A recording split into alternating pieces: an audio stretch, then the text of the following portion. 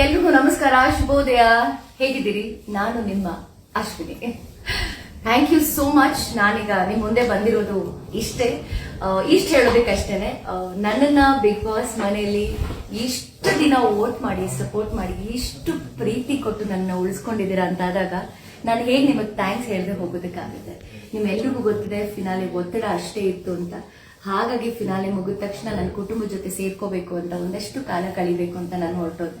ಖಂಡಿತವಾಗ್ಲೂ ಸೈಲೆಂಟ್ ಆಗಿ ಹೋದೆ ಅಂದ್ರೆ ಮಾತ್ರಕ್ಕೆ ವೈಲೆಂಟ್ ಆಗಿ ವಾಪಸ್ ಬರಲ್ಲ ಅಂತಲ್ಲ, ವೈಲೆಂಟ್ ಆಗಿ ವಾಪಸ್ ಬಂದಿದ್ದೀನಿ. ಇನ್ನೇನೊಂದಷ್ಟು ಇಂಟರ್ವ್ಯೂಸ್ ಕೊಡ್ತೀನಿ, ನಿಮ್ಮ ಮುಂದೆ ಬರ್ತೀನಿ, ನಿಮ್ಮೆಲ್ಲರ ಜೊತೆ ಇಂಟರಾಕ್ಟ್ ಮಾಡ್ತೀನಿ. ಬಟ್ ಬಿಫೋರ್ ದ್ಯಾಟ್, ನನ್ನನ್ನ ಬಿಗ್ ಬಾಸ್ ಮನೆಯಲ್ಲಿ ವೋಟ್ ಮಾಡಿ ಉಳಿಸ್ಕೊಂಡಂತಹ ಪ್ರತಿಯೊಬ್ಬರಿಗೂ ಕೂಡ ನಾನು ಇಲ್ಲಿಂದಾನೆ ಥ್ಯಾಂಕ್ಸ್ ಅಂತ ಹೇಳೋಕೆ ಇಷ್ಟಪಡ್ತೀನಿ. ಅಂಡ್ ಆಲ್ಸೋ ನನ್ನ ಕರ್ನಾಟಕ ರಕ್ಷಣಾ ವೇದಿಕೆ, ನನ್ನ ಕುಟುಂಬದ ಗುರುಗಳಾದಂತಹ ಅಣ್ಣ ಟಿ ಎ ನಾರಾಯಣ ಗೌಡ್ರು ಮತ್ತೆ ಇಡೀ ನನ್ನ ಕರವೇ ಕುಟುಂಬದ ಸಹೋದರ ಸಹೋದರಿ ಎಲ್ರಿಗೂ ತುಂಬಾ ತುಂಬಾ ತುಂಬಾ ಥ್ಯಾಂಕ್ಸ್. ಅಂಡ್ ಆಲ್ಸೋ ಸುದೀಪ್ ಅಣ್ಣ, ನಾನು ಹೇಳ್ದಾಗೆ ಬಿಗ್ ಬಾಸ್ ಮನೆಯಲ್ಲಿ ನಮಗೆ ಕಣ್ಣು ಕಾಣದೇ ಇರೋ ದೇವ್ರು ಅಂತಂದ್ರೆ, ಬಿಗ್ ಬಾಸ್ ಕಣ್ಣು ಕಾಣೋ ದೇವ್ರು ಅಂತಂದ್ರೆ ಅದು ಸುದೀಪ್ ಅಣ್ಣ. ನಾನು ನಿಮ್ಮನ್ನ ಗುರುಗಳು ಅಂತಾನೆ ತಗೊಂಡಿದ್ದೀನಿ, ಯಾಕೆಂದ್ರೆ ನಮ್ಮ ತಪ್ಪನ್ನ ನೀವು ತಿದ್ತಾ ಇದ್ರಿ.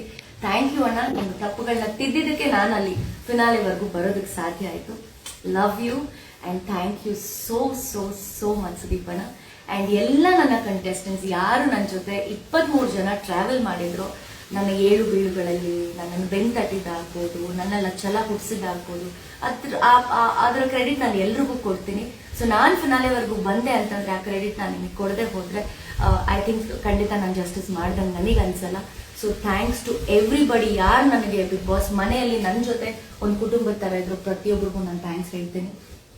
ಹಾಗೆ ಎಸ್, ನನ್ನನ್ನು ಬಿಗ್ ಬಾಸ್ ಮನೆಯಲ್ಲಿ ನಾನು ಮಾಡ್ತಾ ಇದ್ದಂಥ ಪ್ರತಿಯೊಂದು ನನ್ನ ಮಾತಾಗ್ಬೋದು, ನನ್ನ ವಿಡಿಯೋಸ್ ಆಗ್ಬೋದು, ನಾನು ಏನೇ ಮಾಡೋದು ಒಂದು ಟಾಸ್ಕ್ ಆಗ್ಬೋದು, ನನ್ನನ್ನು ನಿಮ್ಮ ಹತ್ರಕ್ಕೆ ಅಷ್ಟೇ ಚಂದವಾಗಿ ನನ್ನ ವ್ಯಕ್ತಿತ್ವವನ್ನು ನಿಮ್ಮ ಹತ್ರ ಇಡ್ತಾ ಇದ್ದಿದ್ದು ರಿಲಿನ್ ಕ್ರಿಯೇಷನ್ಸ್ ಶ್ರೇಯಾ ಮತ್ತು ಮಹೇಂದರ್ ಅವರು ನಾನು ಎಷ್ಟು ಥ್ಯಾಂಕ್ಸ್ ಹೇಳಿದ್ರು ಸಾಕಾಗಲ್ಲ. ಬಿಕಾಸ್ ಅಶ್ವಿನಿ ಅಷ್ಟು ದಿನ ಜರ್ನಿ ಮಾಡಿದ್ದೀನಿ ಅಂತಂದರೆ ನನ್ನ ಬೆನ್ನ ಹಿಂದೆ ಯಾರು ನಿಂತಿದ್ರು ಅವ್ರನ್ನ ನಾನು ಮರಿಲೇಬಾರ್ದು. ಸೊ ಡೆಫಿನೆಟ್ಲಿ ನನ್ನ ಬೆನ್ನ ಹಿಂದೆ ಶ್ರೇಯಾ ಆ್ಯಂಡ್ ಮಹೇಂದರ್ ಖಂಡಿತ ಇದ್ರು, ಆ್ಯಂಡ್ ನನ್ನ ಫ್ಯಾಮಿಲಿ ಇತ್ತು. ಹಾಗಾಗಿ ನಾನು ಯಾವತ್ತೂ ಕೂಡ ಅವ್ರನ್ನ ಮರೆಯೋದಿಲ್ಲ. And I trust them. ಇವತ್ತಿಗೂ ಈ ಕ್ಷಣಕ್ಕೂ ಅವ್ರಿಗೆ ಅವ್ರು ನನಗೆ ಮಾತು ಕೊಟ್ಟಿದ್ರು, ಬಟ್ ಆ ಮಾತನ್ನು ಅವ್ರು ಉಳಿಸ್ಕೊಂಡಿದ್ದಾರೆ, ನನ್ನ ವ್ಯಕ್ತಿತ್ವನ ಎತ್ತಿ ಹಿಡಿದಿದ್ದಾರೆ. So thanks to them. And ಇಡೀ ಕರ್ನಾಟಕ ಜನತೆ ನನ್ನನ್ನು ವೋಟ್ ಮಾಡಿ ಸಪೋರ್ಟ್ ಮಾಡಿ ನೀವು ಅಲ್ಲಿ ತನಕ ನನ್ನನ್ನು ಕರ್ಕೊಂಡು ಬಂದಿದ್ದೀರಾ ಅಂದರೆ ನಾನು ಆಲ್ರೆಡಿ ಗೆದ್ದಿದ್ದೀನಿ ಅಂತಲೇ ಅರ್ಥ.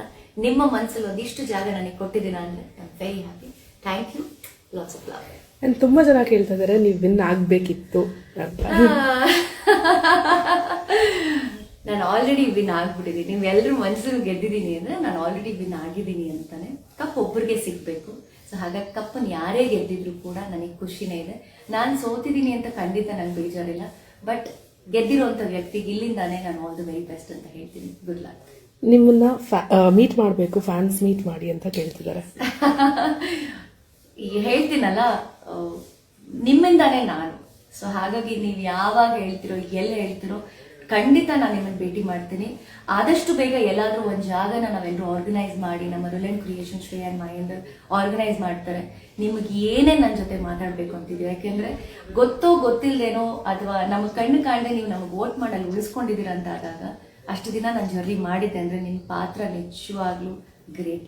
ಹಾಗಾಗಿ ನಿಮ್ಮನ್ನು ಭೇಟಿ ಮಾಡೋವಂಥ ಕಾತುರ ನನಗೂ